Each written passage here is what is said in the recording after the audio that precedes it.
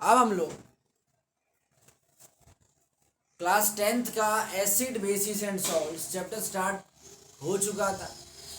2 क्लासें हो चुकी हैं और आज हम लोग नया टॉपिक स्टार्ट कर रहे हैं जो कि है हमारा, ध्यान से सुनना, reaction of acid and base with metal carbon.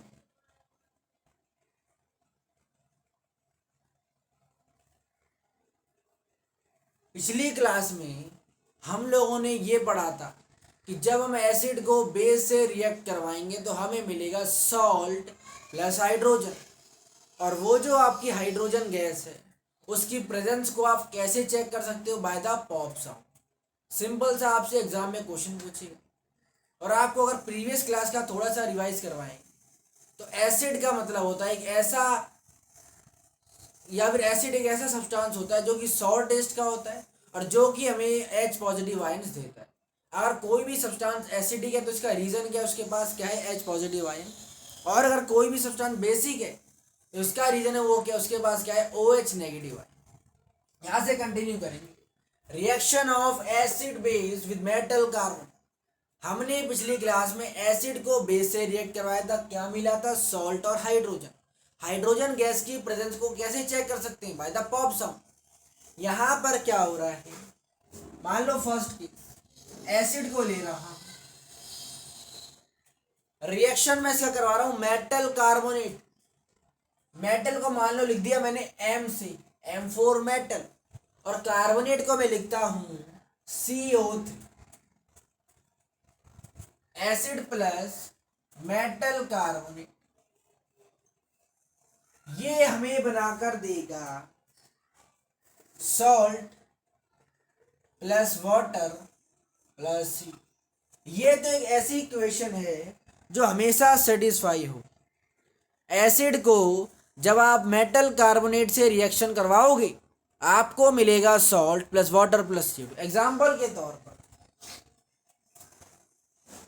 मान लो मेरे पास एसिड है HCl, मेटल कार्बन मतलब मेटल, मान लो मैंने ले लिया Na, sodium is a metal, CO3 as it is, salt मिलेगा Na और Cl कंबाइन होकर देंगे सॉल्ट, और ये तो सब में कॉमन है ही, वाटर और CO2। ये रहेगा हमारा इस तरीके से इक्वेशन। जब भी आप एसिड को मेटल कार्बोनेट से रिएक्शन करवाओगे आपको क्या मिलेगा? Salt plus water plus. अब ध्यान सुनो, अब यहां पर आपसे, यहां पर कौन सी गैस निकल रही है? CO2 gas. CO2 गैस निकल। पिछली क्लास में जब हम एसिड को बेस से रिएक्ट करवा रहे थे तो क्या मिल रहा था? सॉल्ट और हाइड्रोजन। यहां पर क्या मिल रहा है? Carbon dioxide. तो कार्बन डाइऑक्साइड जो आपकी गैस निकल रही है, ध्यान सुनेंगे, टेस्ट फॉर कार्बन डाइऑक्साइड। यही आपसे पेपर में पूछेगा कि हाइड्रोजन गैस की प्रेजेंस को कैसे चेक करेंगे, उसी तरह कार्बन डाइऑक्साइड की प्रेजेंस को कैसे चेक करें उसका भी हमारे पास तरीका। वो तरीका क्या है हमारे पास? पहला तरीका ये है कि मान लो आपके पास एक बर्निंग कैंडल है, हमारे पास एक बर्निंग कैंडल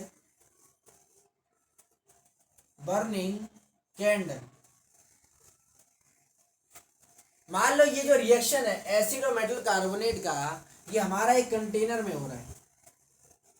एसिड जब मेटल कार्बोनेट से रिएक्शन करेगा क्या बनेगा? सॉल्ट, वाटर और CO2। कौन सी गैस निकलेगी? CO2। तो जैसे ही आप इस बर्निंग कैंडल को इस कंटेनर के पास यहां पर ऐसे रखोगे तो आप देखोगे कि ये जो बर्निंग कैंडल है ये अपने आप बुझ जाएगी। क्या हो जाएगी? अपने आप बुझ जाएगी। तो इससे हमें पता चलेगा कि हाँ वहां पर कौन सी गैस निकल रही है? Carbon dioxide. सिंपल सा तरीका है चेक करने का कि आप बर्निंग कैंडल को उस कंटेनर के पास ले जाएं। जैसे ही आप उसको कंटेनर के पास ले जाएंगे आप देखेंगे कि वो जो कैंडल है जो जल रही थी वो एकदम से बुझ चुकी। मतलब ये जो कार्बन डाइऑक्साइड है इट एक्सटिंग्विशेस, एक्सटिंग्विश का मतलब होता है बुझाना, it extinguishes the burning candle. ये इसका चेक है। तो आपसे अगर एग्जाम में पूछे कि how we can check the presence of carbon dioxide gas, तो आप बताओगे बाय द बर्निंग कैंडल। जैसे ही हम उस बर्निंग कैंडल को उस कंटेनर के पास लेकर जाएंगे वो बर्निंग कैंडल हमारी बुझ जाएगी। क्या यहाँ तक क्लियर है? ये तो हमारा पहला तरीका था कि जिससे हम कार्बन डाइऑक्साइड गैस की प्रेजेंस को चेक कर सकते हैं। दूसरा तरीका हमारे पास क्या है, ध्यान से सुनो। दूसरा तरीका ये है कि भाई इस कंटेनर, ध्यान से सुनना, इस कंटेनर से कौन सी गैस निकल रही है, कार्बन डाइऑक्साइड। तो जिस भी कंटेनर से या फिर जहां भी ये रिएक्शन हो रहा होगा वहां से कार्बन डाइऑक्साइड गैस निकलेगी। तो जहां से भी कार्बन डाइऑक्साइड गैस निकलेगी वहां से आपको ब्रिस्क एफरवेसेंस की आवाज आएगी, ब्रिस्क एफरवेसेंस। इसका मतलब होता है कि आपको वहां से कुछ इस तरीके की साउंड सुनाई देगी। किस तरीके की? इस तरीके की, ऐसे तरीके की आपको वहां से आवाज सुनाई देगी। तो आपके पास दो तरीके हैं कार्बन डाइऑक्साइड गैस की प्रेजेंस को चेक करने के। पहला तरीका क्या है कि भाई ये बर्निंग कैंडल को ले जाओ, आपको दिखेगा कि वहां से वो बर्निंग कैंडल बुझ जाएगी। दूसरा तरीका क्या है, ब्रिस्क एफरवेसेंस। क्या ये चीज क्लियर है बंदना? यहाँ तक कोई भी डाउट आप पूछ सकते हैं। अब आपके सामने मैं कुछ रिएक्शंस को लिखने वाला हूं और रिएक्शंस आपको ध्यान से समझने हैं। बिल्कुल सेम इसी टॉपिक पर है, reaction of acid and base with metal carbonate. यानी एसिड और बेस का मेटल कार्बोनेट से क्या रिएक्शन है, उसके ऊपर कुछ रिएक्शंस। मान लो सबसे पहली रिएक्शन, एसिड मान लो मेरे पास है H2SO4, मेटल कार्बोनेट ले लिया मैंने MgCO3। ये Mg मतलब क्या होता है, मैग्नीशियम। यह आपका एक मेटल होता है।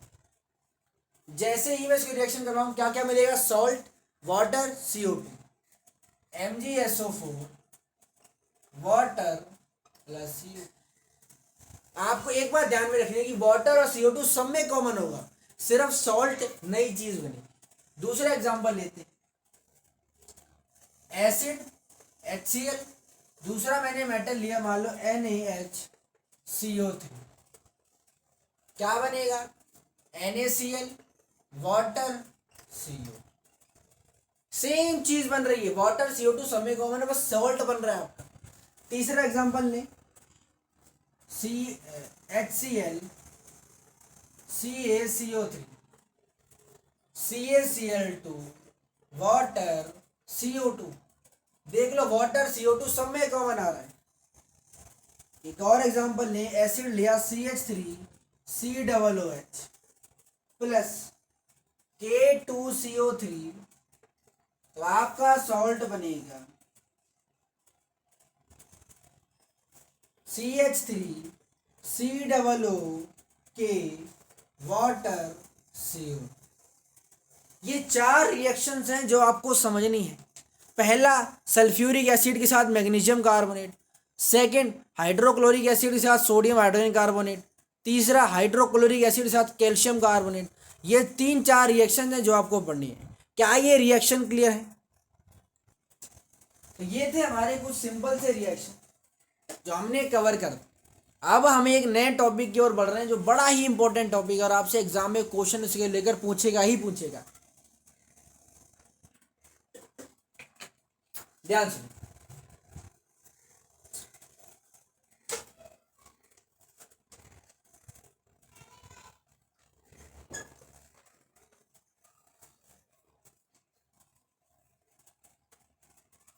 देख, नया हमारा टॉपिक है न्यूट्रलाइजेशन।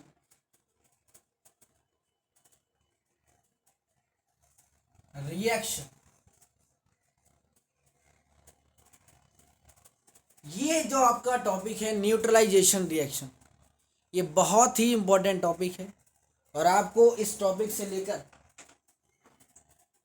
से लेकर आपसे एग्जाम में क्वेश्चन पूछेगा ही पूछेगा। ध्यान सुनना कि क्या मतलब होता है न्यूट्रलाइजेशन रिएक्शन का। ध्यान से सुन कि मान लो न्यूट्रलाइजेशन का नाम से समझो, न्यूट्रल, क्या मतलब है इसका, न्यूट्रल यानी कि किसी चीज का न्यूट्रल हो। एग्जाम्पल के तौर पर इस रिएक्शन का मतलब होता है कि जब भी मैं किसी एसिड को बेस से रिएक्ट करवाता हूं, एसिड को जब भी मैं बेस से रिएक्ट करवाता हूं, मेरा बनता है सॉल्ट प्लस हाइड्रोजन। सॉल्ट और हाइड्रोजन बनता है जब भी मैं किसी एसिड को बेस से रिएक्ट करवाता हूं। तो आपको ध्यान में रखना है कि न्यूट्रलाइजेशन रिएक्शन का मतलब होता है, ध्यान से सुनना, न्यूट्रलाइजेशन रिएक्शन का मतलब होता है जब भी एसिड बेस से रिएक्ट करता है, हमारा क्या बनता है, सॉल्ट और हाइड्रोजन। ये हमारा कुछ इस तरीके का रिएक्शन रहता है कि इसमें एसिड भी होता है, बेस भी होता है, लेकिन लास्ट में जाके आपका न्यूट्रल सब्सटेंस बनता है। सॉल्ट कैसा होता है, न्यूट्रल होता है। तो यहाँ पर हमें क्या मिलता है कि न्यूट्रल सब्सटेंस मिलता है। तो एसिड जब बेस से रिएक्ट करता है, the reaction between acid and base to form salt and hydrogen is called neutralization reaction. आपसे पेपर में 100% पूछेगा क्या मतलब होता है न्यूट्रलाइजेशन रिएक्शन का, तो आप बता सकते हो कि जब भी एसिड बेस से रिएक्ट करता है तो हमारा क्या बनता है, न्यूट्रलाइजेशन रिएक्शन। क्या ये रिएक्शन क्लियर है? आप सुनेंगे ध्यान से।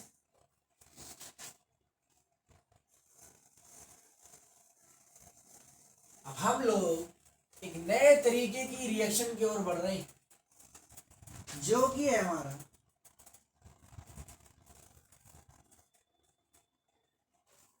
Reaction of metallic oxide, reaction of metallic oxide with acid and non-metallic oxide with base।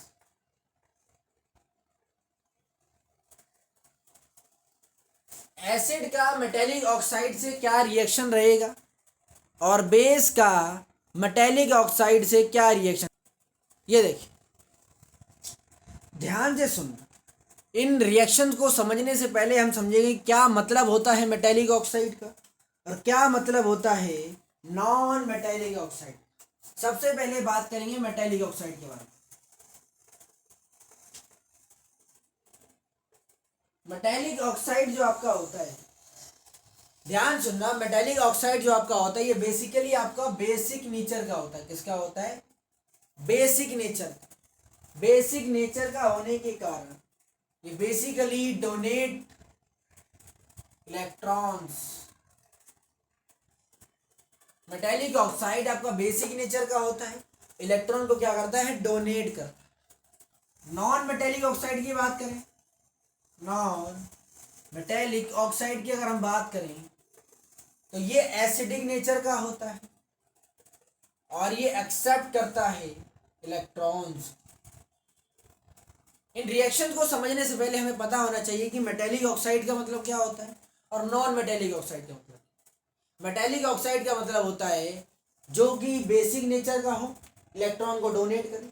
Non metallic oxide का मतलब होता है जो कि एसिडिक नेचर का हो, इलेक्ट्रॉन को एक्सेप्ट करे। क्या ये चीज क्लियर है यहां तक? आप सुनिए ध्यान से। अब हम लोग रिएक्शंस की ओर बढ़ रहे हैं।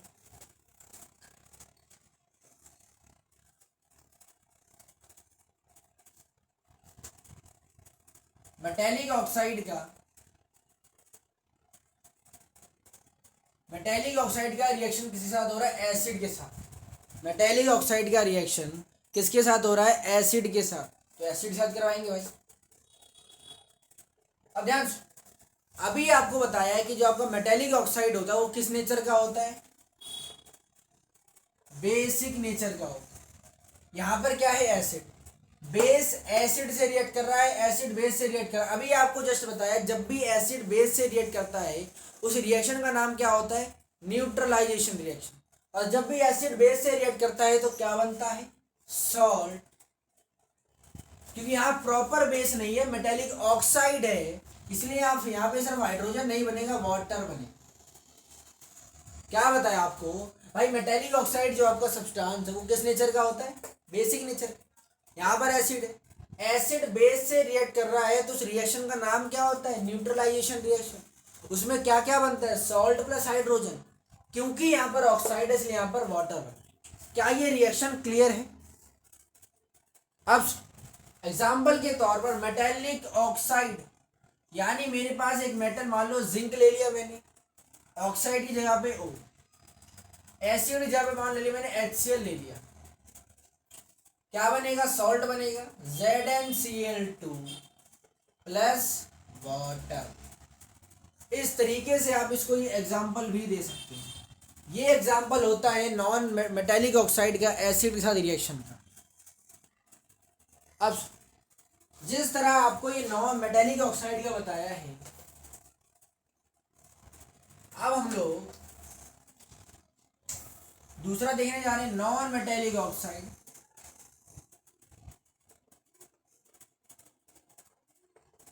नॉन मेटेलिक ऑक्साइड किस साथ रिएक्ट कर रहा है? बेस के साथ।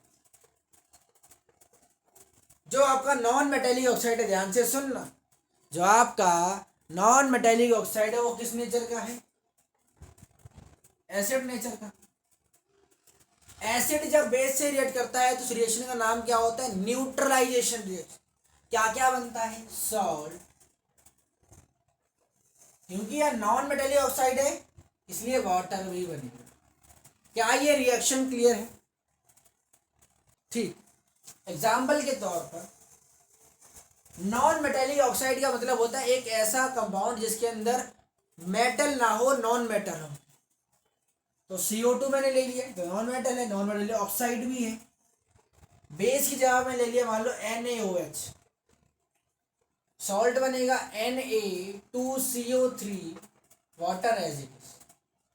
सिंपल सा रिएक्शन है, आपको इसे समझना है। क्लियर है? यहां तक ध्यान से सुनेंगे। ये जितने भी आपके रिएक्शन थे एसिड और बेस को लेकर, वो सारे रिएक्शन हम कवर कर चुके हैं। अब मैं आपके सामने क्वेश्चन रख रहा हूं, बड़ा ही इंपॉर्टेंट क्वेश्चन रहता है, वो ध्यान से सुनिए।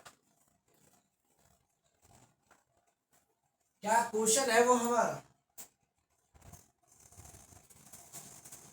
Why should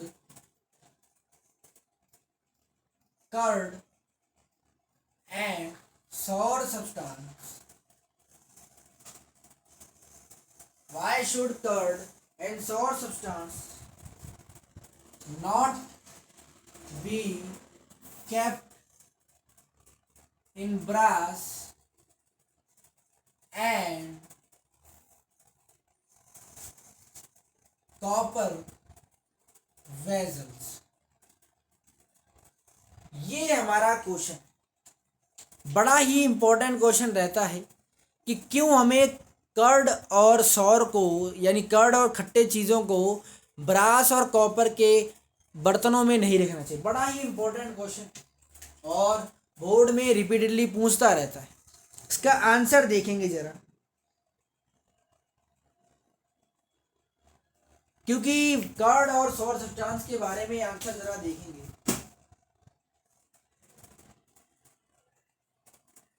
अब ध्यान सुनिए, इसका रीजन क्या है। जो आपके कर्ड और आपका जो सौर सब्सटेंस होता है, कर्ड और आपका जो सौर सब्सटेंस होता है, इसके अंदर होता है ऑर्गेनिक एसिड। क्या होता है? Organic acid. और ये जो आपके मेटल्स होते हैं, कॉपर और जो आपका ब्रास होता है, ये रिएक्ट करता है इस ऑर्गेनिक एसिड से। भाई मान लो कि आपसे बोला जा रहा है कि आप कर्ड और सौर सब्सटेंस को इन बर्तनों में ना रखें। मान लो आपने रख दिया, कि मान लो इमेजिन करो मेरे पास एक कंटेनर है, उसके अंदर कर्ड है। आपने क्या करा, उस कंटेनर, जो आपका कंटेनर वो कॉपर से बना हुआ है या फिर ब्रास से बना हुआ है, आपने उसके अंदर कर्ड डाल दिया। कर्ड में कौन सा एसिड है? Organic acid. तो जैसे ही आप उसको इस कंटेनर में डालोगे, ये जो मेटल है कॉपर और ब्रास, ये रिएक्ट करेगा इस ऑर्गेनिक एसिड से जो कि कर्ड के अंदर है, और वो उस कर्ड को एक कहते हैं एक तरीके से पॉइजन में, जहर में कन्वर्ट कर देगा। हो क्या रहा? मान लो ये मेरे पास एक कंटेनर कॉपर से बना हुआ, आपने इसके अंदर थोड़ा डाल दिया कर्ड, तो होगा क्या? ये कॉपर रिएक्ट करेगा इस कर्ड से, ऑर्गेनिक एसिड से, और इस कर्ड को पॉइजन में कन्वर्ट कर देगा। इसलिए हम लोग खट्टे चीज़ों को कॉपर और ब्रास के बर्तनों में नहीं रहती। क्या ये आंसर क्लियर हुआ आप लोगों को? क्लियर है? देखेंगे तो ये तो हमारे थे कुछ क्वेश्चन जो हमने करे। अब ध्यान से सुनेंगे। अब आपका जो टॉपिक है वो है हमारा कंडक्शन ऑफ इलेक्ट्रिसिटी। ध्यान से सुनना, कंडक्शन ऑफ इलेक्ट्रिसिटी। ध्यान से इस टॉपिक को शुरू करने से पहले जरा ध्यान से सुने कि मान लो मेरे पास एक नॉर्मल सी वायर है जिसको मैंने थोड़ा सा ऊपर से छील दिया, और जैसे ही उस वायर को अगर मैंने स्विच से कनेक्ट कर रखा है, उस वायर को अगर मैंने स्विच से कनेक्ट कर रखा है और अगर मैं उसे वाटर में छोड़ता हूँ, ये मान लो एक स्विच, यहाँ से ये वायर गई है, इस वायर को मैंने इस कंटेनर में मान लो छोड़ दिया, ठीक है। इस वायर को मैंने इस कंटेनर में छोड़ दिया और मान लो इसी कंटेनर से मैंने एक बल्ब को कनेक्ट कर रखा है। ये स्विच, ये आपका कंटेनर, ये आपका बल्ब। आपने क्या करा है, स्विच से एक वायर को कनेक्ट करा है, उसको इस वाटर में छोड़ रखा है, इस वाटर से आपने एक बल्ब को कनेक्ट कर रखा है, इसके अंदर है water.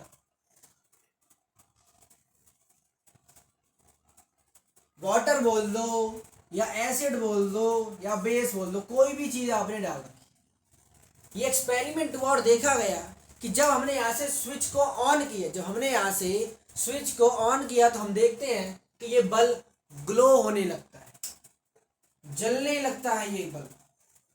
This bulb start glowing. लेकिन ये बल्ब तो इस स्विच से कनेक्ट ही नहीं है, तो ये बल्ब कैसे ग्लो कर रहा है? ये रीजन को, यही क्वेश्चन आपसे पेपर में पूछेगा कि हमने एक बल्ब को ऐसे वाटर में कनेक्ट करा हुआ है, बताइए वो बल्ब क्यों ग्लो होना स्टार्ट हो जाता है। ध्यान से सुनेंगे। अच्छा, वाटर के अंदर दो तरीके के आयंस होते हैं, H पॉजिटिव और OH नेगेटिव। अगर वाटर में इलेक्ट्रिसिटी को कंडक्ट, ध्यान सुनना, अगर वाटर में, आपको फर्स्ट लेक्चर में बताया था, अगर वाटर में इलेक्ट्रिसिटी को कंडक्ट करवाना है तो आप लोगों को क्या करना होगा, उसके अंदर आयंस को डालना है। और वाटर के अंदर ऑलरेडी आयंस होते हैं, H पॉजिटिव और OH नेगेटिव। इलेक्ट्रिसिटी को फ्लो होने के लिए एक आयन की जरूरत होती है एक्वा सोल्यूशन में, जो उसको मिल गए। जैसे ही इसको आयंस मिलेंगे, यहाँ से जैसे ही इलेक्ट्रिसिटी आएगी वो फ्लो होकर इस वायर में चली जाएगी और यहाँ से ये बल्ब ग्लो होना स्टार्ट होगा। तो एक्चुअल रीजन क्या है कि इलेक्ट्रिसिटी कंडक्ट हो रही है कि इसके अंदर आयंस है। कौन से आयंस? H पॉजिटिव और OH नेगेटिव।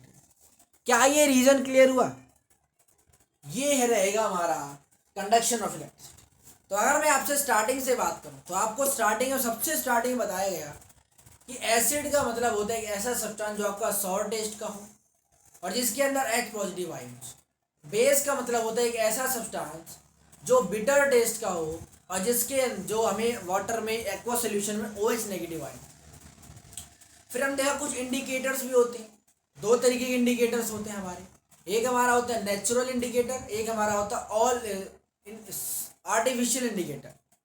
नेचुरल इंडिकेटर का मतलब होता है एक ऐसा इंडिकेटर जो हम लोगों को नेचुरली मिल सके। एग्जाम्पल के तौर पर लाइकेन की बात करें, पर्पल कलर का होता है। लिटमस की बात करें, पर्पल कलर का होता है जो कि हम लाइकेन से एक्सट्रैक्ट करते हैं। आर्टिफिशियल की बात करें तो हम बात कर सकते हैं मिथाइल ऑरेंज फिनोल्फथालीन की। तीसरे तरीके की बात करें ऑल फैक्ट्री इंडिकेटर। इसका मतलब होता है एक ऐसा इंडिकेटर जो आपका अपनी स्मेल को ही चेंज कर दे, उसे हम क्या बोलते हैं? All factory indicator. एग्जाम्पल के तौर पर जब भी हम ऑनियन को विनेगर में डालते हैं तो उस अनियन की स्मेल जो पहले थी और उसकी स्मेल चेंज हो जाती है। ये हम लोगों ने थोड़ी बहुत चीजें पढ़ी। फिर हमने पढ़ा था कि डाइल्यूशन का मतलब क्या होता है। डाइल्यूशन का मतलब होता है एसिड और बेस को वाटर में स्लोली मिलाना, ही क्या कहलाता है? डाइल्यूशन। डाइल्यूशन का इफेक्ट क्या पड़ता है, एसिड और बेस की स्ट्रेंथ क्या हो जाती है, कम हो जाती है। और एक क्वेश्चन भी किया था कि ऐसा क्यों रिकमेंड किया जाता है कि हम लोग किसी भी कंटेनर में वाटर को पहले मिला, एसिड को वाटर में मिलाए, ना कि वाटर को एसिड में। वो इसलिए अगर हम किसी भी कंटेनर में पहले ही एसिड को भर देंगे तो वो कंटेनर वार्म हो जाएगा, और जैसे ही हम उसके अंदर वाटर डालेंगे उस कंटेनर के ब्लास्ट होने के चांस बहुत ही ज़्यादा हो जाए। और यही रीज़न रहता है कि हम लोग रिकमेंड करते हैं कि भाई साहब आप लोग एसिड को वाटर में मिलाएं, ना कि वाटर को एसिड। फिर हमने देखा कि न्यूट्रलाइजेशन रिएक्शन का मतलब क्या होता है, एक ऐसी रिएक्शन जिसके अंदर एसिड और बेस रिएक्ट करें और हमें क्या बना कर दे, सॉल्ट प्लस हाइड्रोजन, उसे क्या बोलते हैं, न्यूट्रलाइजेशन रिएक्शन। फिर हमने समझा मेटेलिक ऑक्साइड का मतलब होता है जो बेसिक नेचर के हों, इलेक्ट्रॉन को डोनेट करें। फिर हमने देखा नॉन मेटेलिक ऑक्साइड जो एसिडिक नेचर के होते हैं और जो इलेक्ट्रॉन को एक्सेप्ट करते हैं। यहाँ तक कोई भी डाउट है तो आप पूछ सकते हैं।